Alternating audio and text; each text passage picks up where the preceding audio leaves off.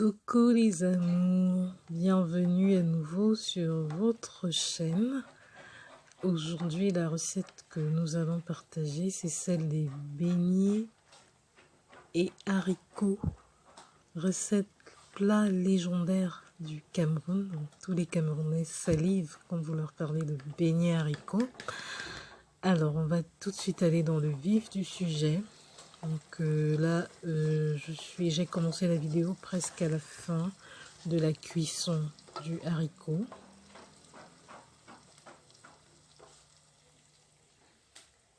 Donc là, ce que vous voyez, c'est des oignons et des écrevisses que je suis en train de revenir dans de l'huile.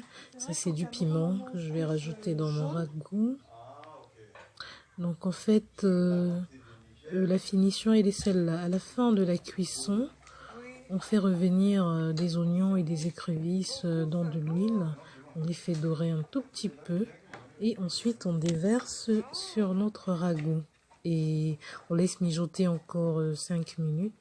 Et c'est prêt. Pardon.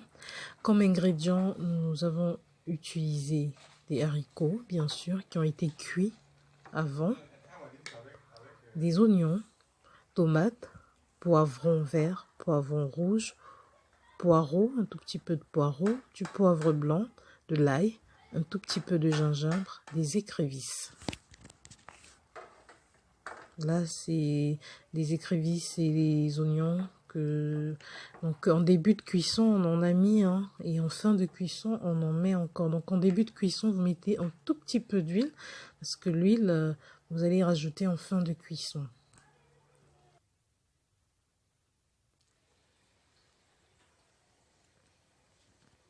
Donc, les beignets haricots sont communément consommés dans les coins de rue. Au Cameroun, vous verrez dans des coins de rue des mamans qui en font, et c'est leur commerce en fait. Ils font des beignets haricots accompagnés de bouillie. Là, on a entamé la préparation de la pâte de beignets. Donc, on commence par tiédir de l'eau. Voilà, et ça c'est la verrine qu'on va utiliser. Moi j'ai pris une casserole. On aura besoin de farine,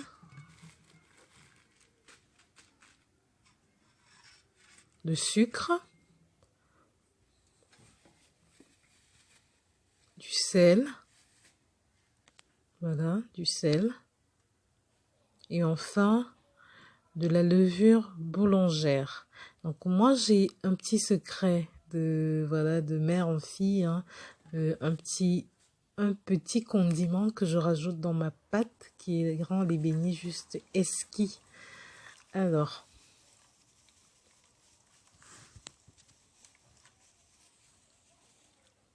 dans un premier temps, vous allez verser dans votre verrine un peu d'eau tiède. Ensuite, vous allez rajouter la levure fraîche. Je rappelle que c'est de la levure boulangère. La levure fraîche, elle existe aussi sec, mais bon, quand elle est sèche, ça veut dire qu'elle a été transformée en fait. Donc, préférez la fraîche. Donc, dans de l'eau tiède, vous rajoutez et mettez de l'eau en petite quantité dans un premier temps. Et en fonction de la texture de la pâte, vous allez rajouter de l'eau. Donc, vous délayez jusqu'à dissolution complète votre levure dans l'eau tiède.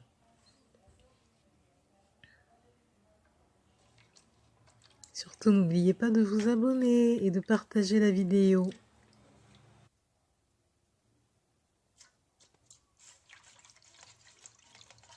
Voilà, on délaye jusqu'à dissolution complète. Ensuite, on rajoute du sel.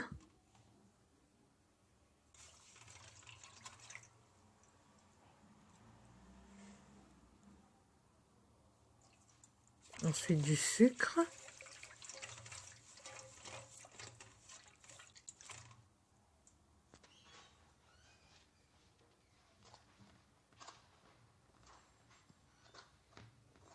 Donc le sucre, c'est en fonction du goût souhaité.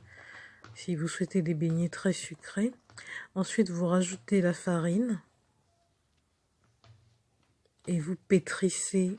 L'idéal, c'est d'utiliser vos mains. Donc, ne soyez pas gênés de tremper les mains dans la pâte. Ce n'est que comme ça que vous allez correctement. Sauf si vous avez un appareil qui vous aide à pétrir la pâte. Sinon, c'est avec les mains. Donc, on pétrit correctement. Et en fonction de la texture, comme je le disais tout à l'heure, on rajoute ou pas de l'eau. Moi, j'ai décidé d'en rajouter parce que ma pâte était un peu trop épaisse. Parce qu'il faut une pâte légère, ni liquide, ni trop épaisse, mais légère.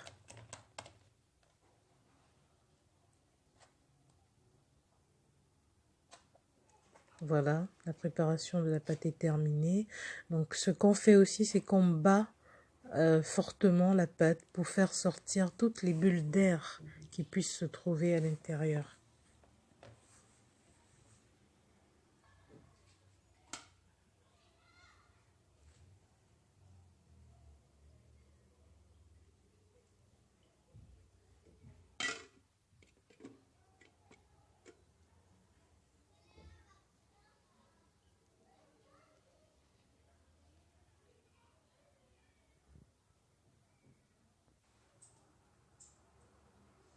Vous couvrez et vous laissez reposer 1 à 2 heures avant le début de la cuisson.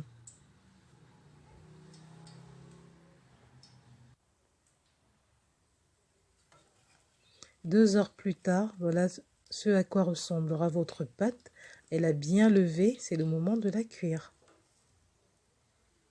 Vous faites chauffer de l'huile dans une casserole. Mettez une bonne quantité d'huile afin que les beignets puissent bien se poser à l'intérieur pour les permettre de prendre forme. Voilà, la casserole est vide. Tout est prêt.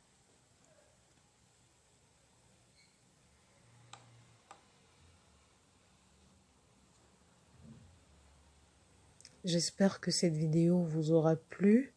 N'hésitez pas à la partager avec vos proches. N'hésitez pas à essayer la recette à la maison pour ceux qui n'en ont jamais fait.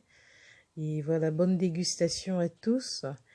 N'oubliez pas de vous abonner, de nous laisser un pouce en l'air si vous avez apprécié la vidéo.